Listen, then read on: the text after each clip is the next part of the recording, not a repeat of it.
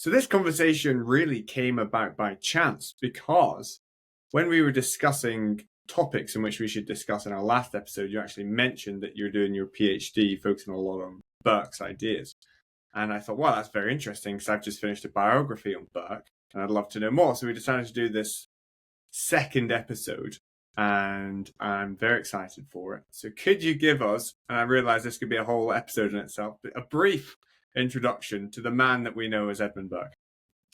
Right. So, yes, I guess you came back for more because one was not enough. And our listeners hopefully do. If they could tolerate my voice in the first episode, they will do the same now.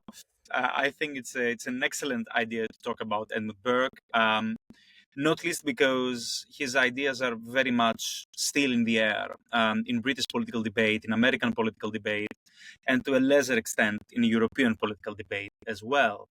So to quickly walk through Burke's life, the main milestones of his career. So Edmund Burke is an 18th century figure. His life basically spans the 18th century. He's born in, by most accounts, in 1729 in Dublin, Ireland. He would call himself something that's not very fashionable, depending where you sit on the side of Irish debate these days, an Anglo-Irish thinker and politician. Some people object to this term today, some others still espouse it, of course. But he considered himself an Anglo-Irish politician. Born in Dublin, he dies in 1797. So basically, his life runs through the whole of the 18th century, what we call in 18th century history as the, in Britain, the Hanoverian period, because it's the Hanoverian dynasty, the first three Georges, basically, of the new dynasty. So he's born in Dublin. He's not an aspiring politician to start with. He's an aspiring man of letters. So he studies in Trinity College, Dublin, one of the 5 ancient universities of the United Kingdom. His family background is mixed in the sense that his father is a Protestant.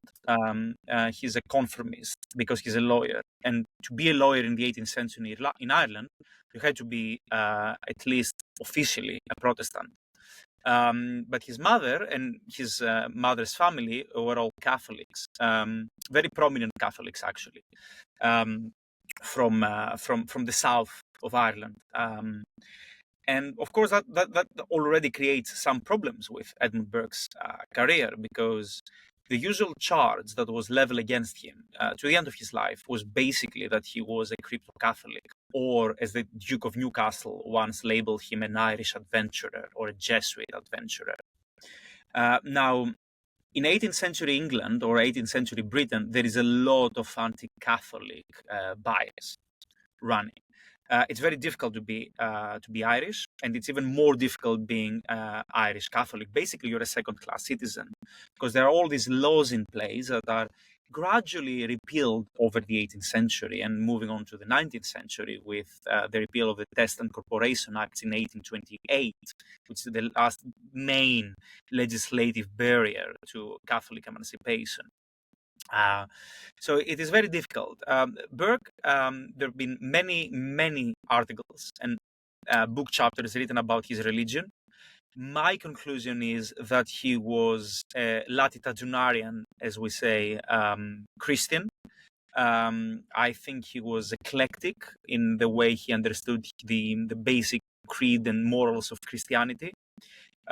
He was, for all public appearances, an Anglican, a high Anglican. He was a conformist, but he also championed the Catholic cause throughout his career, but not as an Irish radical, but more as of an enlightened Whig, Anglo-Irish Whig, who would like to see more religious tolerance enacted in Ireland. But to go back, he graduates from Trinity College, Dublin. At that point, he decides that Ireland is too small for him, too small to hold him. He goes down to London, down south to London, and he decides to study to be a lawyer. Because his father was a lawyer, of course. His whole family background, we were lawyers in Dublin. So he studies at the Inns in Lincoln's Inns in London.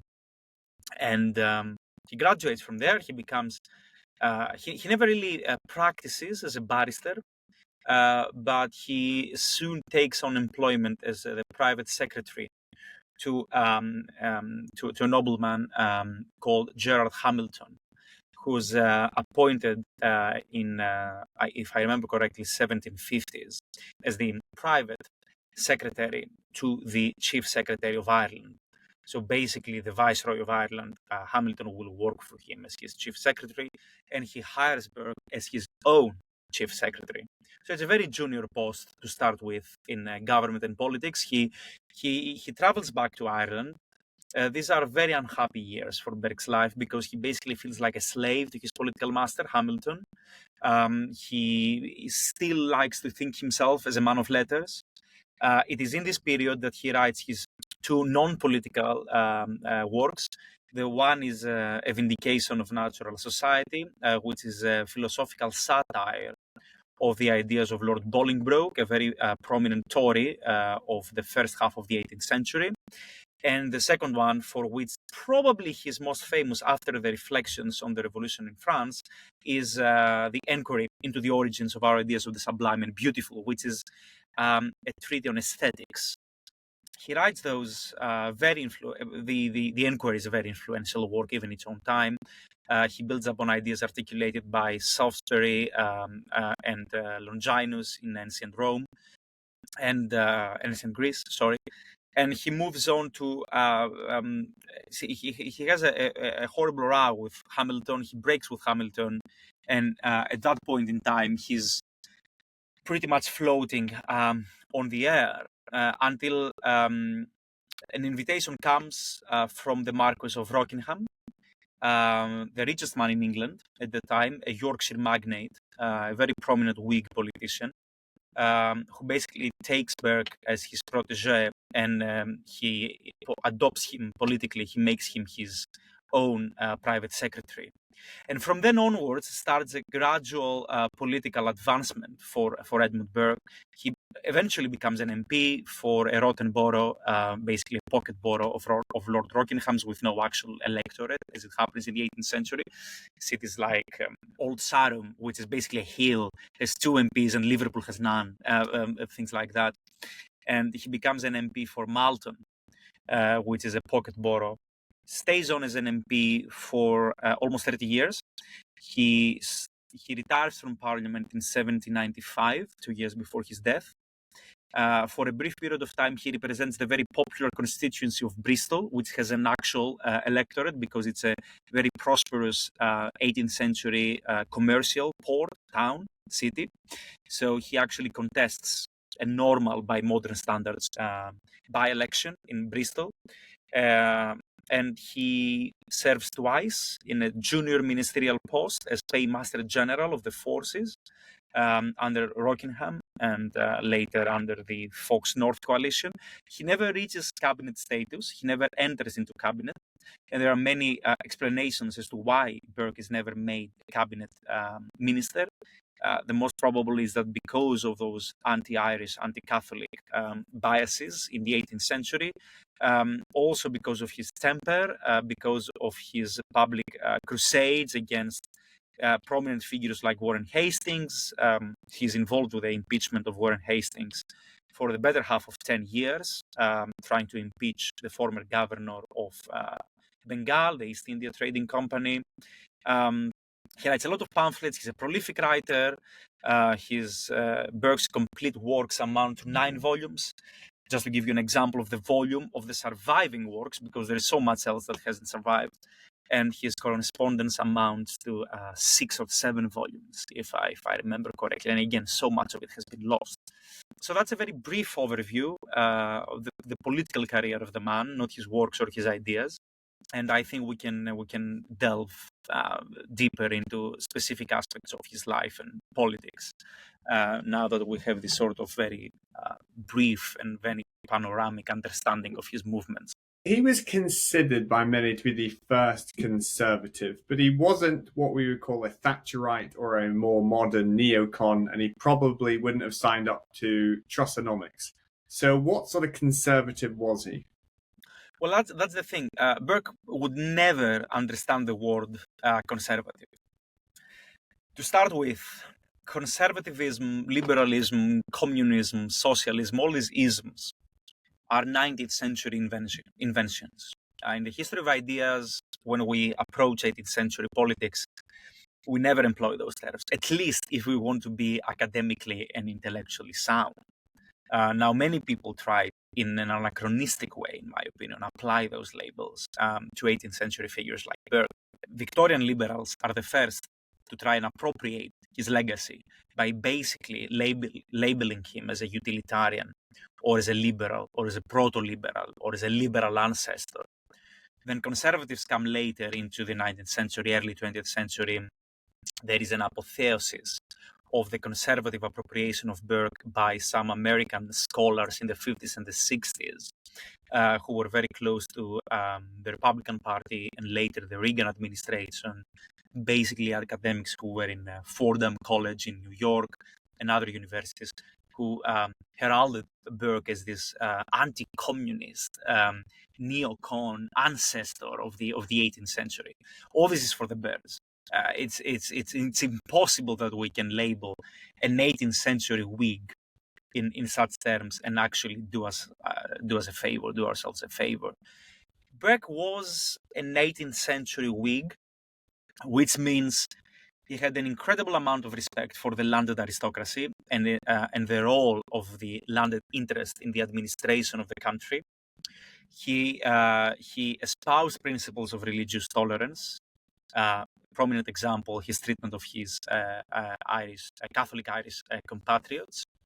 He also was a fierce supporter, advocate of the rights of property, of private property. One of the most horrific acts of the French Revolution for Burke was the confiscation of the church lands, because this constituted private property in France, and he was horrified by this. He's also horrified that Henry VIII had done this in the English past, in the 16th century. So he has an incredible amount of respect and devotion to private property, which goes hand in hand with the landed interest. He believes in the ancient constitution, which basically is a mixed constitution. There is this balance between the commons, which is the democratic element, the House of Lords, which in the 18th century it's the aristocratic element, and the royal prerogative, the powers of the crown, which is the executive monarchical element of this British constitution. So all of those things, if we were in the 18th century, we wouldn't really consider them as backward or reactionary or conservative. We would consider them rather mainstream. Because we have to remember, in the 18th century, before the French Revolution, all these ideas, which basically form the basic tenets of Whiggery, are very, very mainstream. They are not very controversial since the times of John Locke. Basically, there were successive Whig governments implementing those principles. Toryism in the 18th century is a bad word, because basically it means you're a Jacobite. So you're a supporter of the previous dynasty, the Stuarts, who were expelled during the Glorious Revolution. I forgot to mention that, of course, if you're a Whig, if you're a Burke, you're basically ancient or holy text is everything that has to do with the Glorious Revolution of 1688, which basically replaces one dynasty for the other and which replaces the Tories for the Whigs.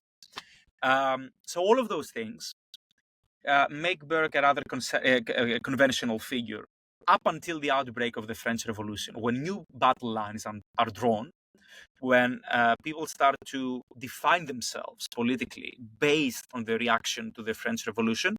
And then, even for his contemporaries, Burke starts to pose as an oddity, as an eccentricity in ideological terms. The French Revolution, we'll get onto that soon, but you mentioned how he was a big advocate for private property. People might listen to that and think, well, what's private property got to do anything? Why was he so keen, and subsequent generations so keen, on private property? So private property in the 18th century translates to the landed aristocracy, which is, roughly speaking, 1-2% of the country holding 90% of the land. The 18th century is the century of the landed aristocracy. Rockingham, the richest man in Yorkshire, the richest man in England, basically he owns Yorkshire. to give an example. Duke of Newcastle, the Pilamite interest, they own everything that's around the Newcastle area, and so on and so forth. Scottish aristocrats, the Argylls, the same, and all of that. So basically, it's a clique of 50, 60 families who are all, of course, intermarried and interconnected, and who all basically have their own special interests in Parliament. So all of these people call themselves Whigs. Very few people in the 18th century self-describe themselves as Tories, because if you're a Tory, you're basically an outlaw. You're in the fringes of the political spectrum, at least until the French Revolution, and surely not before the times of Robert Peel and his successors in the mid of the next century, the 19th century. But there are all these groups in Parliament that form around aristocrats. Rockingham, he has his own group, which are the Rockinghamites. Burke is the principal spokesperson for the Rockinghamites. He forges the ideological armory of the Rockinghamites in public debates. He's their propagandist, if you like. Then we have the Bedfordites. We have the supporters of Lord North. We have the supporters of Shelburne, and all of those aristocrats. And then we have a very, very big group in Parliament who are basically the king's friends. They are called the king's friends. They're the largest group in Parliament most of the times, because these are people who adhere to what the monarch, which is George III, from 1760 onwards, believes. This is a time when the crown still has significant powers, exercises a lot of influence. George III can basically get rid of a government if he likes. He does so. He gets rid of the Fox-North coalition in 1782 with personal instructions. So the king is very powerful. The House of Commons, it's emerging as a political machine, but still the game goes on in the House of Lords. All the prime ministers come from the House of Lords, with the exception of Sir Robert Walpole and William Pitt the Elder. All the others are in the House of Lords, mostly. So it is the age of the unreformed parliament. Nobody in the country really votes. It's again 1, 2, 3% of the population that has voting rights. We are before the 1832 Great Reform Act. MPs are elected basically in uncontested by-elections. Like Burke is elected for most of his career just because the local landlord says so, and there are like 7 people who vote anyways, and they are these people who work in the landlord's estates. So it is an age where property is very important, but it's property for the few.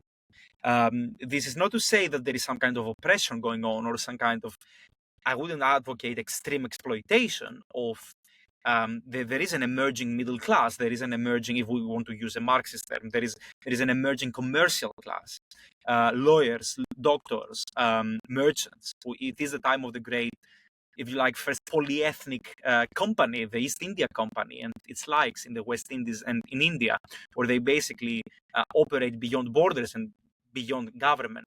So it's a very fascinating, complicated age. And Burke and all his contemporaries take part in those debates about, which is the other big elephant in the room, how do we administer this emerging first British Empire that we've been landed with? Because the 18th century is also the century where we have the first British Empire in a great expansion. One of the main reasons Burke was against the French Revolution was that it destroyed what he called the fabric of good society. What did he mean by that?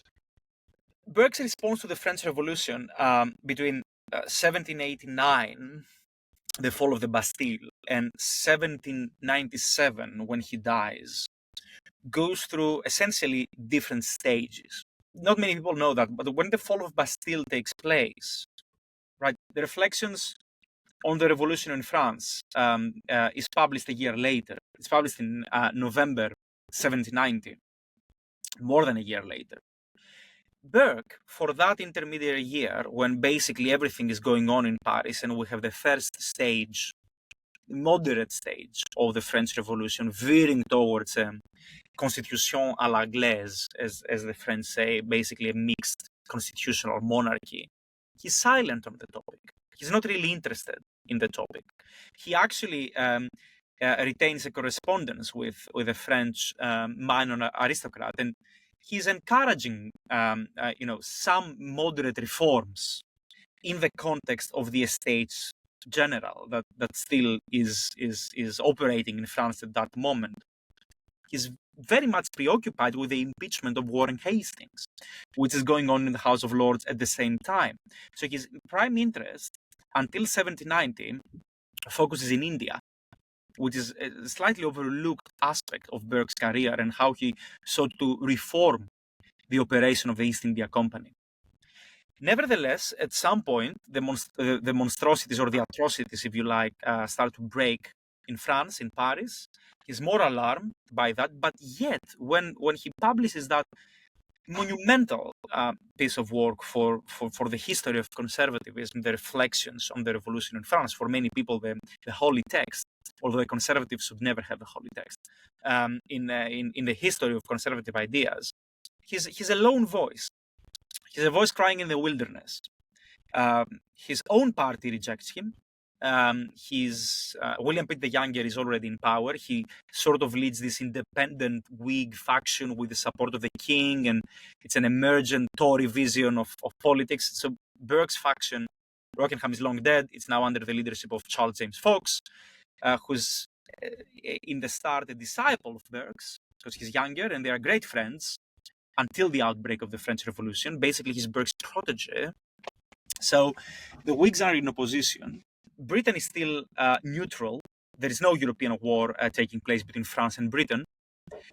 But Burke writes this monumental critique of the French Revolution, not in vitro, but in comparison to the British Constitution. So if anybody opens and reads the reflections, which is 400 pages long, the first part of the document is basically Burke commenting on a sermon given by Dr. Richard Price, a non-conformist minister and political thinker, in a revolutionary society in London, where he basically, because it's the centennial of the Glorious Revolution, juxtaposing the Glorious Revolution to the French Revolution and trying to create a link, which many radicals and progressive Whigs of the time tried to form between the two events.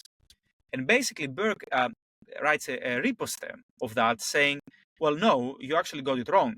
The Glorious Revolution had nothing to do with this. It was something completely different. And let me tell you what the Glorious Revolution really was. And the first part is basically Burke extrapolating the basic principles of the Glorious Revolution. Then the second part, of course, is an initial indictment of the French Revolution and, for instance, the confiscation of the church land. And then as the time goes on, as the French Revolution itself radicalizes, as terror commences, as the Queen and the King are executed, as they veer towards more and more a republican form of government, Burke's responses and his texts, which are 7, 8 in total, become more and more fearsome. He eventually breaks with his old party. For a brief period of time, he forms this third independent party. He completely breaks with Charles James Fox, to the point that even when Burke died and Fox was dying and Fox went to visit him, Burke had instructed his wife that if he comes, don't allow him in the room. I don't want to see him.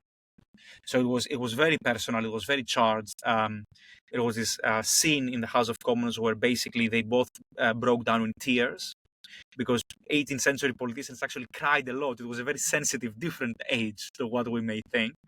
And it's reported in the press, this breakdown of this great political friendship. And eventually he convinces a good part of his old party to join with Pitt, as now Britain is in war with France. And he also joins Pitt's government. And this gives later conservatives a great excuse to try and sort of appropriate Burke as their own, because in the end of his life, he actually joined Pitt. And as they appropriate Pitt, who himself called himself an independent Whig and not a Tory or a Conservative or anything, then by extension they also appropriate Burke in the luggage, which is all very, very brass intellectually and simplistic. So to go back to your question, of course, it's the monarchy that's brought down. He's horrified by the prospect that there may be a spill-off effect in Britain, that this disease, this revolutionary disease, as he calls it, might spread in Britain or elsewhere in Europe, that democratic or Jacobin factions will start emerging in Britain or Ireland, because there is always this fear that the French will come through Ireland. And actually, Napoleon tries to come through Ireland in later years, but he never actually lands in the island. So all of that's going on in his mind is the destruction of property, is this attack on religion, because he's in favor of religious tolerance, but for Burke, the church, especially as a state edifice, is very important for law and order in society. That is, of course, a conservative element in his thinking. But if you juxtapose Burke's statements on the French Revolution, and then you read the works of, let's say, Joseph de Maistre, a very important Catholic, reactionary, proper conservative thinker who writes about the French Revolution at the same time, you will see that in Burke there are not many references in the Vatican or Catholicism or the Holy See.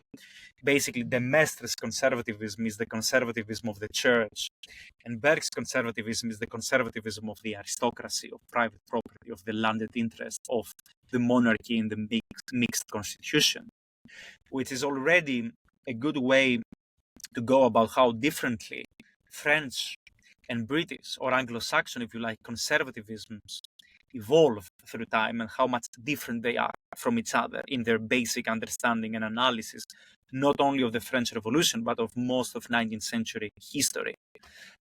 So this is where later conservatives identify some very useful elements in Burke's thinking.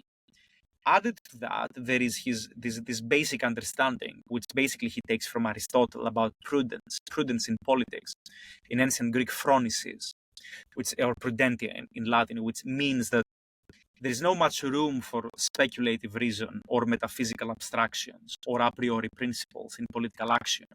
But basically, the politician, who's the philosopher in action, according to Burke, he coins the term, should take into account all the complexities of human life, all the complexities of national circumstances. He decries against the rights of man, because he basically says, I don't know what are the rights of man. I know the rights of the Englishman. I know the rights of the Frenchman.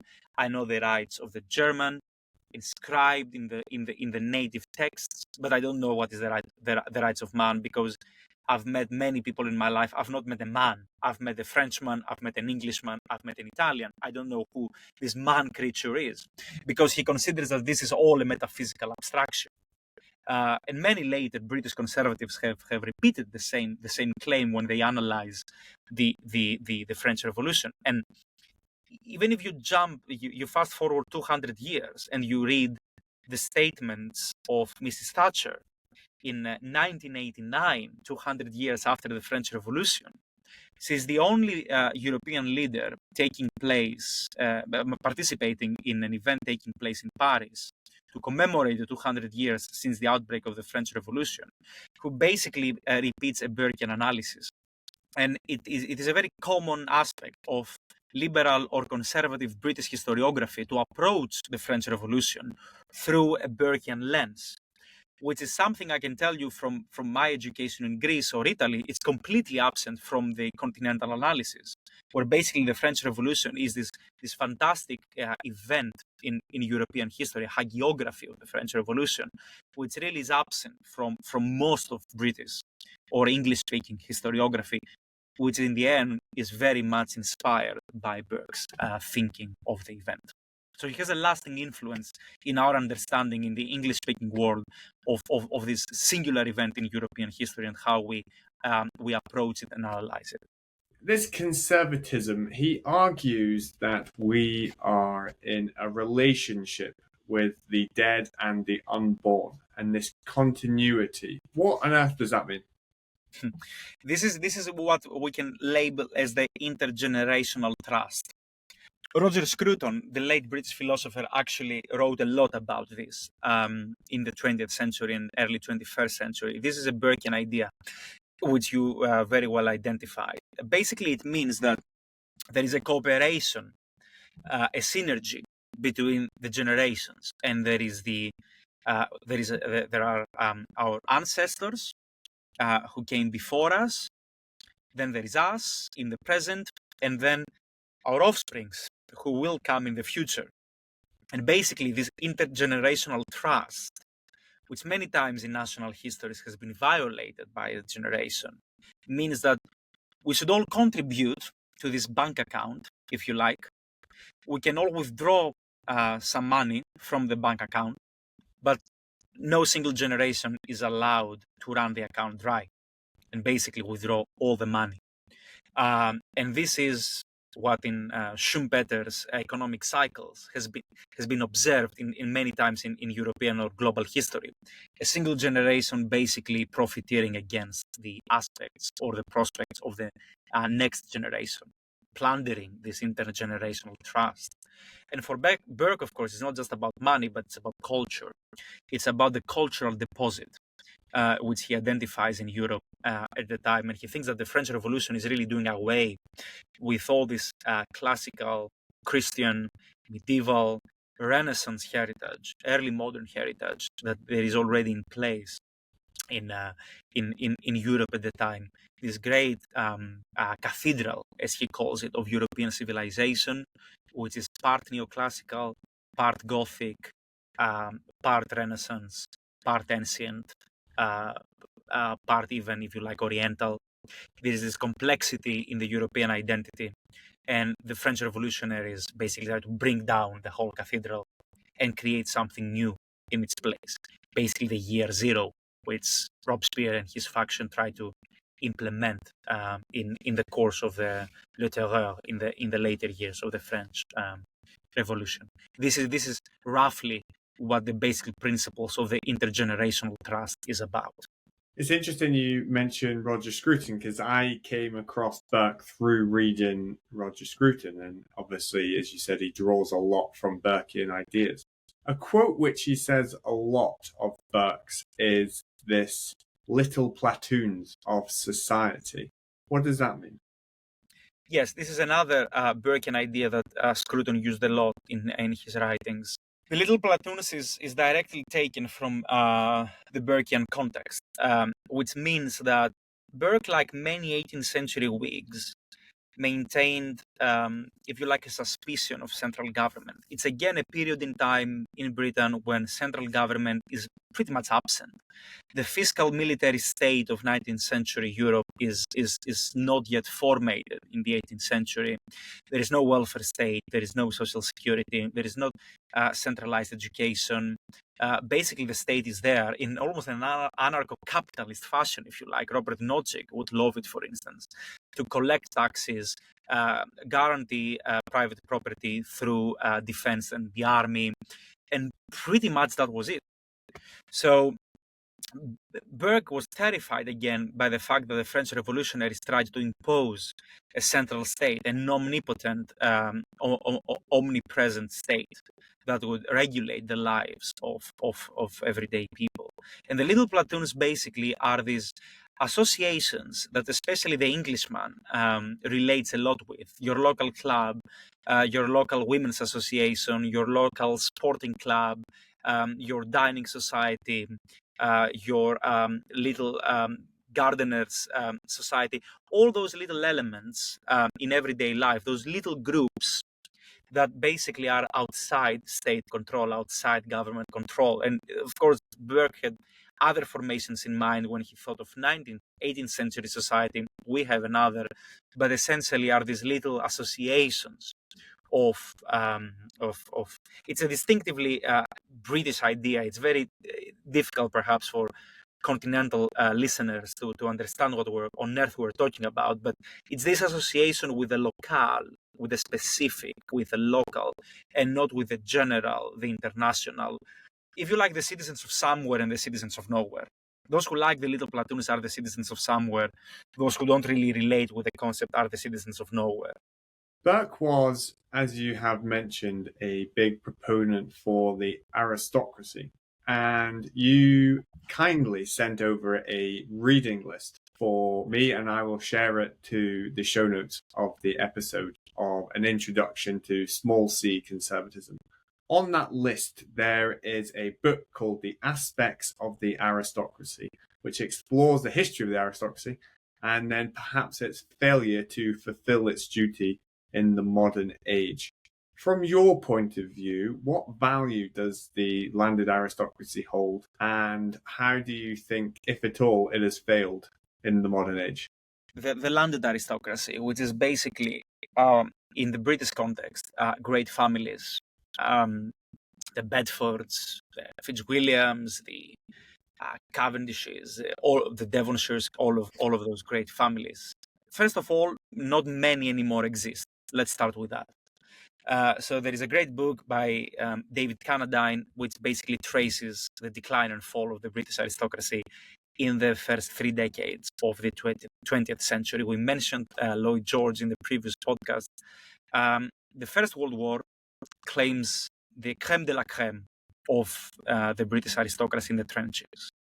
Because in the First World War, the sons, the offsprings of the great families of Britain fought in Europe, and many of them died. So many titles, like the Earl of Lincoln, a great title, went extinct in the immediate aftermath of the First World War. Then it was the democratic spirit of the age, Lloyd George reforms, tax issues, inheritance tax issues, basically the transformation of the economy, that all of those slowly contributed to the eventual.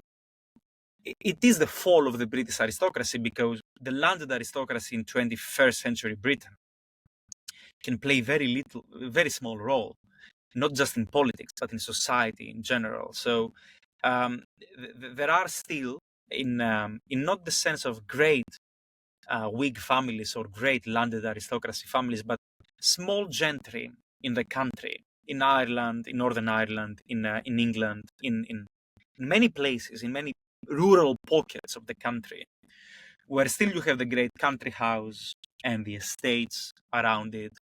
And then you can basically walk around England and find compassionate landlords who, for instance, provide cheap rent for new couples in their estates, and many stories like that. So it's a sense of a very downscaled aristocracy, one that's very decentralized. It's not in the national focus anymore, but it is in the regional focus. It is in the local communities. They still play a role in some of those small platoons, and they keep the legacy. They keep the memory of the country alive. The British aristocracy is the country house, is the great country house, and many of those are in the National Trust, which thankfully takes care of them. But many others are still in private ownership. And there is a whole life, a whole cultural, economic life developed around those country houses. And if you lived in London all your life, or if you're a European or an American or whoever else working in London or even in other big UK cities, you've probably never come across this, and it sounds strange. But if you leave the city and you go to the countryside, you will meet those people, and you will see those places. So I think this is the central role, if any, that the British aristocracy, landed aristocracy, can play nowadays in this modern world. Now that's about the landed aristocracy, because aristocracy in general doesn't have to do with nobility, doesn't have to do with blood, doesn't have to do with family connections. It's an ancient Greek concept about the aristos, which basically is the best, the most skillful, the most well-equipped.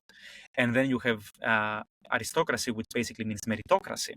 And you can have the aristocracy in the civil service, the aristocracy in public life, the aristocracy in the diplomatic corps, all which comprises this very unfashionable term these days, but I quite really like it, is the elites.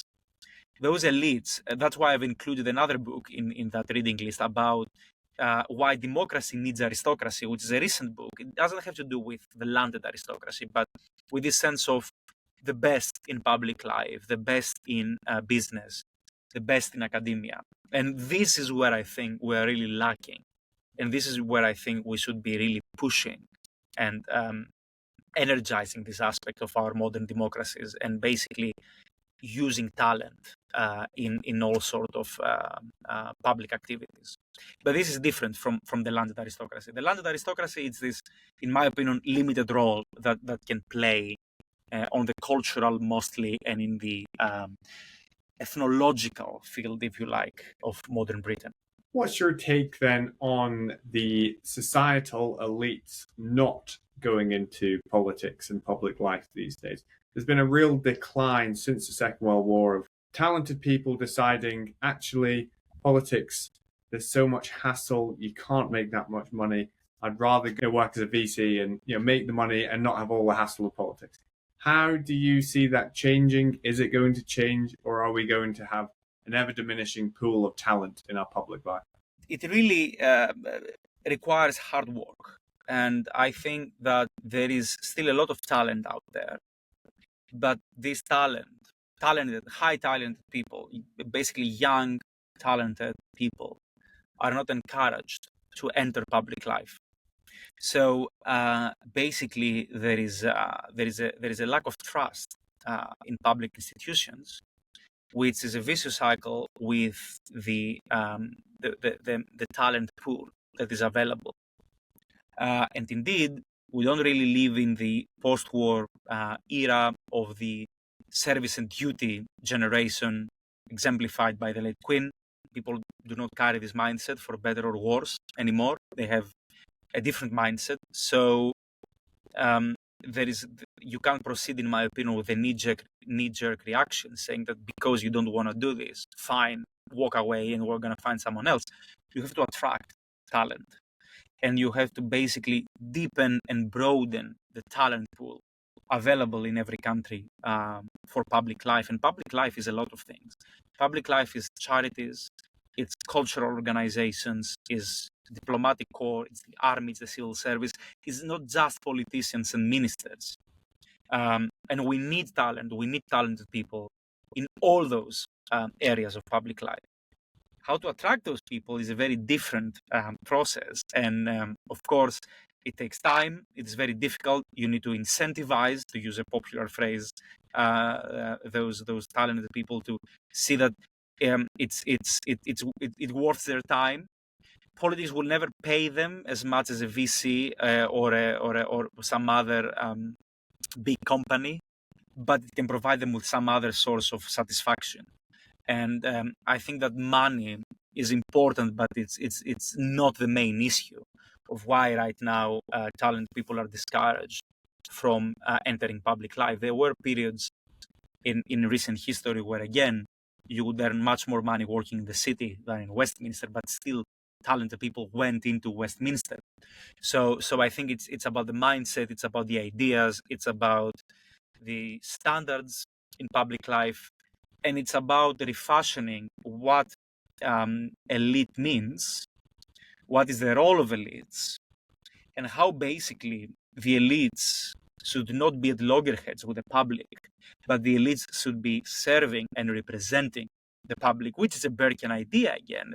Burke makes this, produces this great picture of the British aristocracy of his time as this royal oak under which every single person of the kingdom can find some shade from the blazing sun. It's sort of a protectionary force. And I think this also shows a harmony between the two elements. Now, translated into the 21st century, it's not the technocratic or general elites versus the populists or the electorate. Basically, how the elites serve this electorate. This is where the balance should lie, but it's not lying at the moment.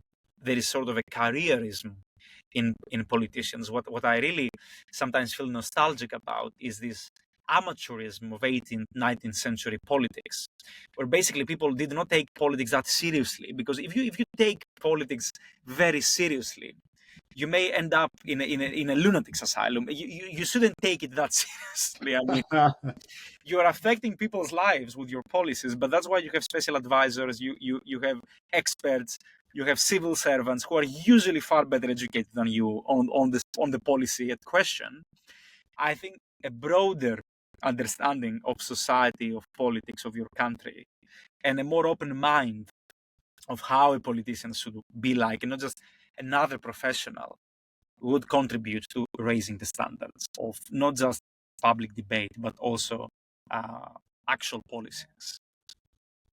As we've given a brief introduction to the life and politics of Edmund Burke, this whole Burkean ideal of limited government, private property, aristocratic rights and duty, it sounds as appealing as Tolkien's Hobbit's Shire, but many could argue that it belongs on the same shelf as The Hobbit, which is the shelf of fiction. So it doesn't stack up in the modern age. Is that a diagnosis in which you would agree? I wouldn't agree, I wouldn't disagree, in the sense that I'm an intellectual historian. I don't really go looking for paradigms in the past. I like to see how ideas evolve, and we talked about Roger Scruton. I like that I'm able to actually identify Burkean or other influences in a modern philosopher's work. But I think we can use the works of Burke, Adam Smith, Karl Marx, Jeremy Bentham, whoever you like from the canon of political or economic thought. We can use their works to identify ideas that may or not serve us in the modern age. Because I'm of the approach in intellectual history that a certain work is written in a certain societal, economic, ideological, political, diplomatic, blah, blah, blah context. And if you remove it from its context, you're basically making a grave mistake, because this work is a response to specific events at a specific point in time in a specific geography. Now, this is, in my opinion, the problem with other isms like liberalism or Marxism or socialism. They go back and they use certain texts as holy texts. And basically, then you kind of acquire a theological texture to your ideas, which is completely absent from at least Anglo-Saxon conservatism, which is this painful test and try at every turn to see what works, what doesn't work. And Burke will tell you the same thing. Burke doesn't go back to 17th century texts trying to find paradigms that work for every case. It's a tailor-made product, conservatism, and that's why it's difficult to write about conservatism, because in the end, it's not a set of ideas. We can't sit here and analyze the 10 basic principles of conservatism, because Oakeshott, Scruton, Burke, all of those thinkers would actually tell you that it's a predisposition, it's a tendency, it's a way of life. It's how you approach your everyday actions. That's why T.S. Eliot, who was a poet in the end of the day, was a small c conservative. He never wrote political work, but his conservatism is pervasive in all of his poems, in all of his writing. So I think that whoever goes back to Burke and others, trying to find a set, ready-made ideology to be transplanted to political debates. And don't get me wrong, a lot of people do that. A lot of people, especially in America, love to do that with classical British thinkers from the 19th, 18th, 17th even century, will be disappointed because the texts don't work.